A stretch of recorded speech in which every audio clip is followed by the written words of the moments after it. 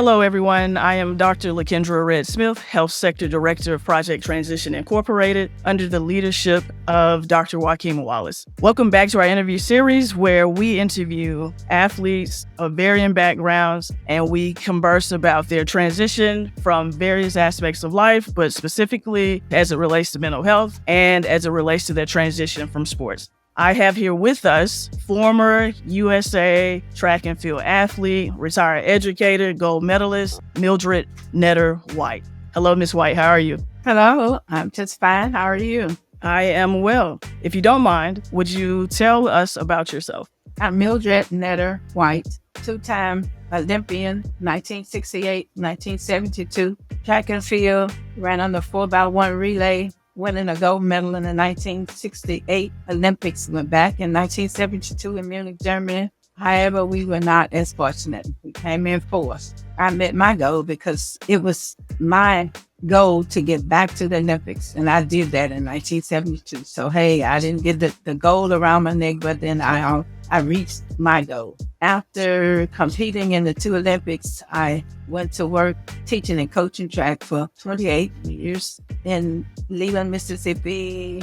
Was my first coaching job down on the Gulf Coast, Moss Point, and I retired in 2002 in Clarksdale, Mississippi, where I met and coached Dr. LeKyndra Smith. Thank you for that. Can you tell us about your upbringing, where you're from, things of that nature? Yes, I'm from a small town of about 3,000, Rosedale, Mississippi, 18 miles west of Cleveland, Mississippi. Most people haven't heard of Rosedale, but when I say Cleveland and Delta State, then they have an idea about where it's from. But I ran track in high school. I almost didn't run. I started playing basketball in junior high, and I played basketball 7th through 12th grade. I didn't start running track until I was a junior in high school, and I was literally forced into running. My basketball coach saw my potential and asked me to come out to run track. And I didn't want to do it because, one, we didn't have a track team. Two, we didn't have a track. So I wonder, how was that going to work? But I went out because he told me that if I didn't, he wasn't going to let me play basketball my senior year. So I went out and I had some success. We just ran around the football field. He made a track around the football field. So we ran around the dirt. And of course, when we left and went to compete in other meets in Greenville and surrounding cities, they had a track. I began to like it when I started having success. And after graduating from high school, none of the schools and colleges in Mississippi had a track program. So my coach got the coach at Tennessee State to invite me up during the summer. The coach up there would have a summer program where he would invite promising high school athletes to come up to train during the summer. And that way it was like a feeder program. He knew where to go to recruit. I was invited my junior year, my first year running, and also my senior year. And I thought I was going to get a scholarship to go to Tennessee State. But at the end of my senior year, the coach told me that he did not like girls from Mississippi, first of all. And then two, he did not like short girls. So I figured my track career was over, and I went on to Alcorn State University. And the track coach there, he had coached my high school coach. He asked me if I wanted to continue running. And I said yes. So I trained with the men team. And when we went to other states like Louisiana, Texas, Tennessee, who had women track programs, I competed in 100 and 200. And by doing that, I qualified for the nationals. And from the nationals, I qualified for the Olympic trials. And from the Olympic trials, I got picked to be on the relay team. And that's how I ended up getting to Mexico City from Rosedale, Mississippi. Oh, that's awesome. Besides the things that you've mentioned, what factors influence your choice of sports institutions? My success. I love basketball, but I was too short to play basketball. And after I had some success at track, then I began to like it. The success that I had from high school and college. And also, after I made the Olympics team, I was able to get a scholarship to go to college. Nice. So the scholarship influenced your decision to go to Alcorn. I'm also curious because it appears that there were other schools around the country that also had scholarships, or at least had women's track teams. Why were those schools not an option versus Alcorn State University? Well, one, my high school coach was a graduate of Alcorn. Two, none of the schools in the state of Mississippi had a women's track program. And the closest one to me was Tennessee State. So I had gone there 2 summers and trained and didn't get recruited. And at that time, Tennessee State was very dominant in the women's track program. And if I didn't get offered a scholarship at Tennessee State, then I just figured my track career was over because none of the schools in Mississippi had them. There was no other place to go, really. And being very skeptical about leaving home for the first time and not knowing anybody, no connections with them. So all of that played a part. So my coach had connection with Alcorn. So that's why I ended up there as a walk-on because they did not have a program either. He just took a chance with me and just let me train with the men and competed individually because we didn't have a team. Competed individually when I went to other states. And that's how I qualified for the national. Project Transition has implemented its mentorship program. It actually launched March 1st of this year. Your track coach seems to have been very instrumental in mentoring you and helping you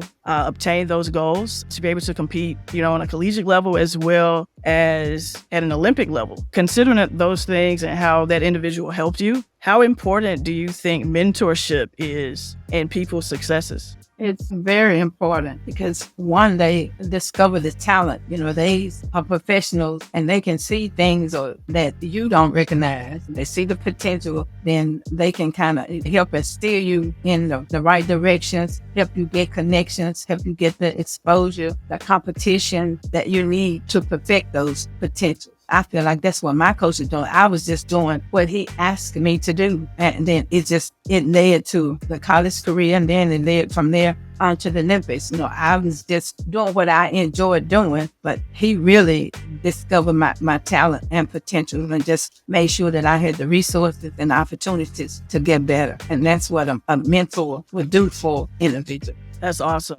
So, quirky question. How many basketball players at the time that you played women's basketball could be on the floor at the same time? Oh, 6. Only 6. And what we did was, at first, we had 3 forwards and 3 guards. I played guard, and we could only get the ball and throw it across the half-court line to the forwards, and they did the shooting. Our main job was on defense. And then later, before I graduated, we still didn't have a 6, but we had a roving guard where one person could go across the mid-court line and play both offense and defense. And I played that because of my speed. And I think that's where my coach saw, that I could move up and down the floor pretty quick and didn't do any shooting that much. But I was a ball handler. The ball handler and the speed demon who could steal the ball and get it to the forward. But to answer your question, it was only 6. I had to ask that. Many people don't know that. I think Mississippi was the last state to actually go to 5 people on the court and allow all 5 women, ladies to cross half court. So hearing your story, you appear to be very resilient. And so my question now is, how did your mental health impact your success as an athlete? I didn't have a very difficult time mentally or physically because I was doing it for the pleasure. When you do it for the pleasure of it, you like it, you enjoy it, and you don't have all of the outside forces that you have to think about. If it had been on a professional level, like the sports are today, it's a lot of pressure because this is their livelihood. And when I was competing, even in college, I knew that, my scholarship was going to take care of all my needs, but when you go professional, all the pressure is on you. Win, lose, or draw. When you're in college, you're on scholarship, you don't have to worry about that. So you don't have all that pressure on you. But if you go professional, money is involved. People do what they have to do to stay on top because the more you make, the more you want to make, the more responsibility you have, the more people you got to satisfy, the more people, you got trainers and then you got doctors and, and all these people. There's a lot more pressure, which I did not have when I was competing. I'm curious, why do you feel as though you didn't have pressure? Because I'll just be honest, if I was in your situation, if I had a coach that said, you know what, I don't like girls from Mississippi and I don't like short girls, and so you can't participate here. Or if I know that I'm at Alcorn and I'm practicing with the men's team because they don't have a women's team and I just have to show up at a meet and compete, I think for a lot of people, that would be considered pressure, right? And so I'm curious, what about about you makes those situations so minimal that they don't upset your spirit, that you can just get out and you can just perform at max capacity every time? Faith in myself, encouragement and support from my coaches and family members, faith in God, and just keeping a positive attitude, doing your best. And you know that if this is what has gotten you there, then this is what is going to keep you there. Yeah, that was pressure. Anytime you get ready to enter competition, you're going to feel some pressure, but you have to forget about the competitors, and just do what you can do, what you're capable of doing your best. You have trained, you have worked hard, and you know this, and then you just tell yourself this, you just got to do what you got to do. Do your best. Sure, you're going to have butterflies. You're going to have butterflies. But once the competition starts, the butterflies goes away and all of the practice and stuff take precedence over that. And you just do what you know that you are capable of doing. But it helps to stay focused on, on your goal, what you can do or what you're trying to achieve. And the encouragement and support that some people that you have around you always help. So what coping mechanisms do you believe are very important for athletes to possess in order to compete at a high level and be successful?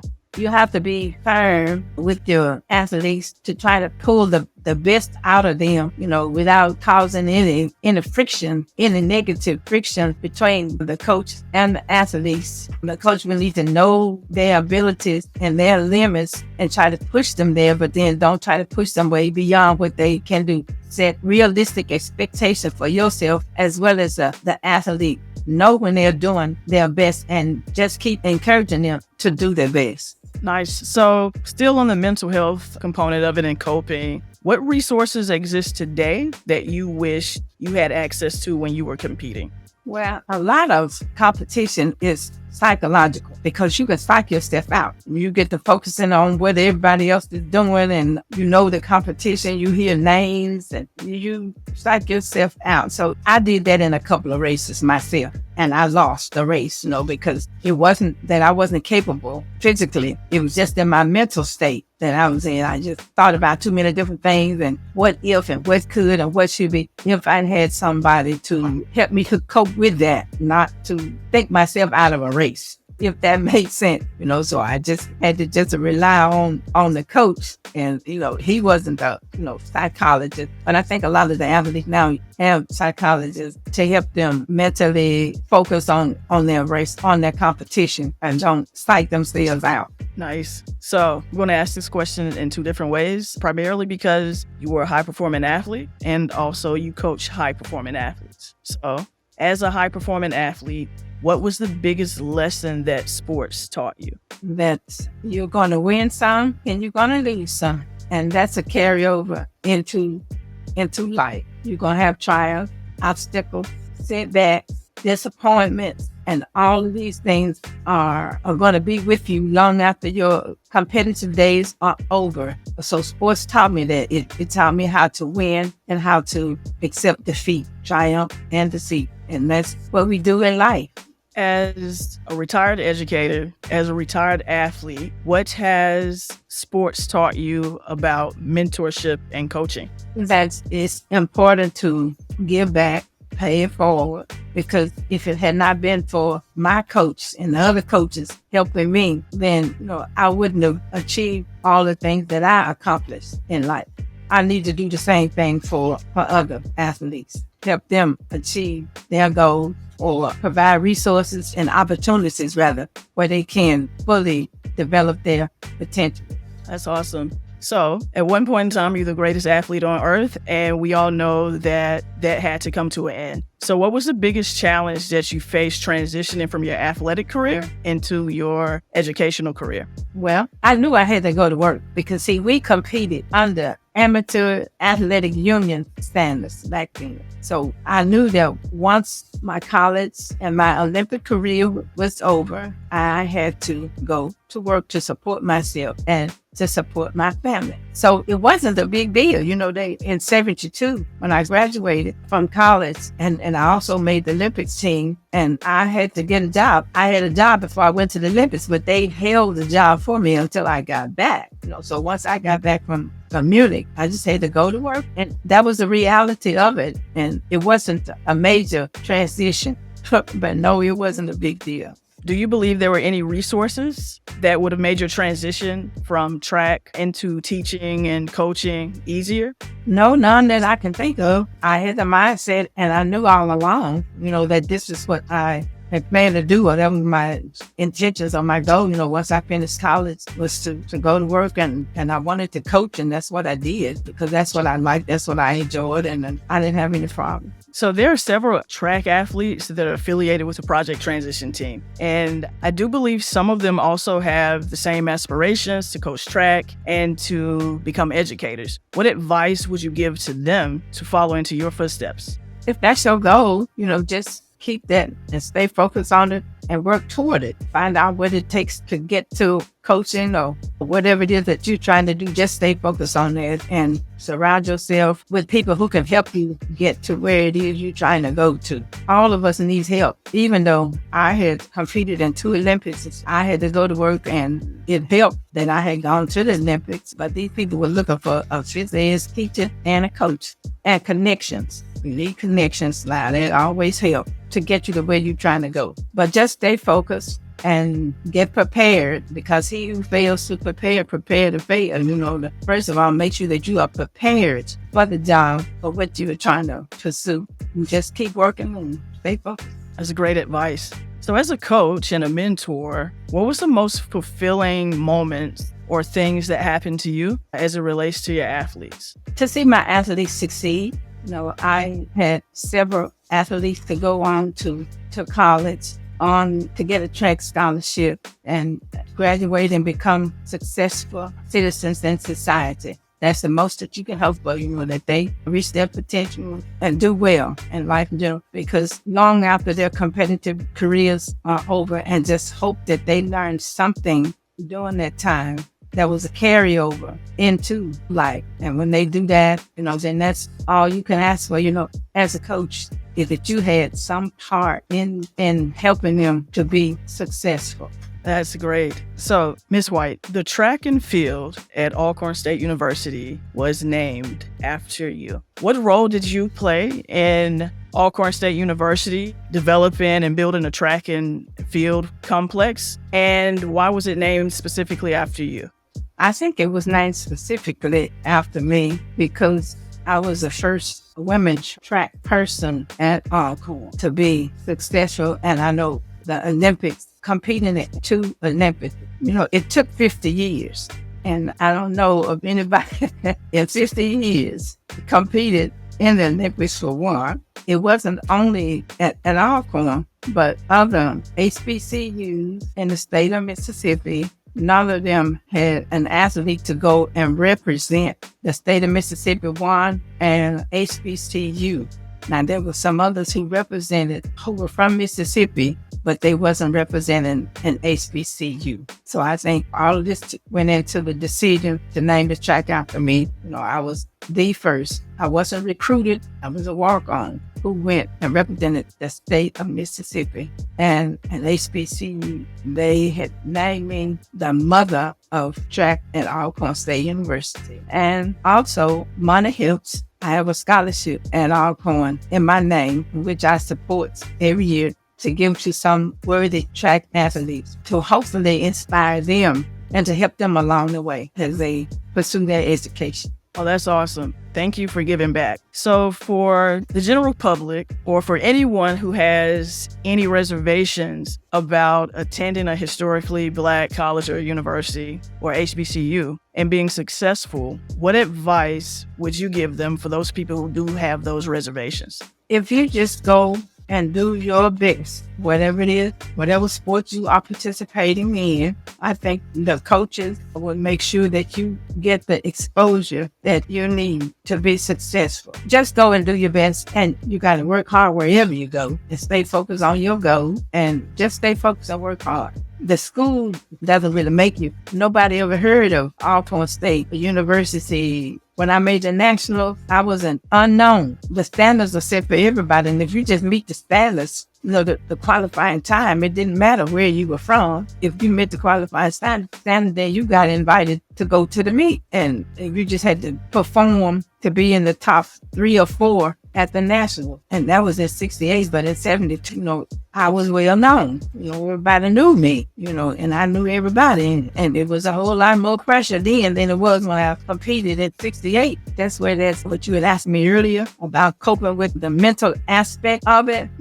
In 68, I didn't know nobody. Nobody knew me. I just was running. I was just having fun. In 68, I made a couple of international teams and trips, and I knew everybody. I knew the competition, who was in my heat and who I had to beat and all that. But you just have to still stay focused. That's awesome. So listening to your story, you're a young lady who was born small town Mississippi. You overcame a lot. You overcame size. You overcame doubt. You overcame naysayers to become an Olympian and an educator. And if I'm not mistaken, you have a grandson that plays football at Alabama State University. He's overcome some of the same obstacles that you have to make the football team. How much do you think your life and your experiences and your story has influenced his perseverance and his resiliency to make that football team and to compete at an NCAA Division I level?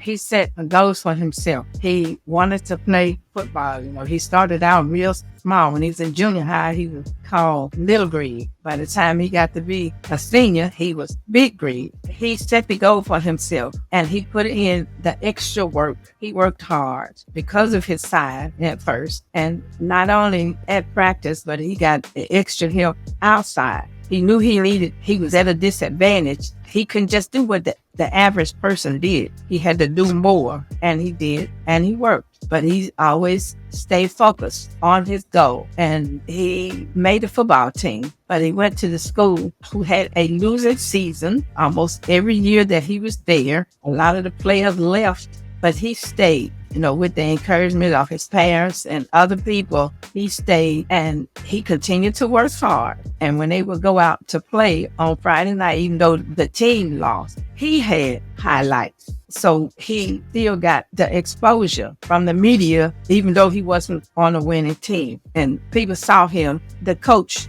actually saw him, and he saw his potential, and he encouraged him to continue to work hard and play. And you don't have to transfer to another school to get the exposure. You just continue to do what you do your best. And that's what he did. And he got heavily recruited. Well, that is awesome. You have left such a great legacy for all of us to admire and to follow. You have big shoes that we all have to fill. Do you have any nuggets that you would like to leave to our listeners and viewers?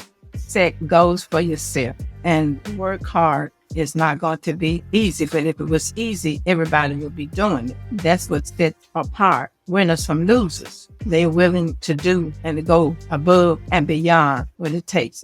You just can't be mediocre. Set yourself above others to reach your goal. I always remember this quote that I read somewhere, and it said that who or what we become in life depends on who we help along the way. That's a true statement for me. And you give back. Once you succeed, help somebody else or reach their goal or to be successful. And work hard and work for them, and don't let nothing or nobody stop you. First of all, I think you have to have a relationship with the Lord, and praying always helps. And I tell my grandson this all the time: if you do your best, the Lord will do the rest. If you got a relationship with Him, He will do the rest. He will open doors that have been closed in your face, and He will shut doors that can't be opened. Or what the devil mean for bad, He can turn it around and be for your good if you just believe and keep the faith. Well, thank you for that. This is Dr. LeKyndra Smith. We would like to thank Ms. White for joining us for our interview series with high-performing athletes and mental health. Check us out, Project Transition, at ptransition.org.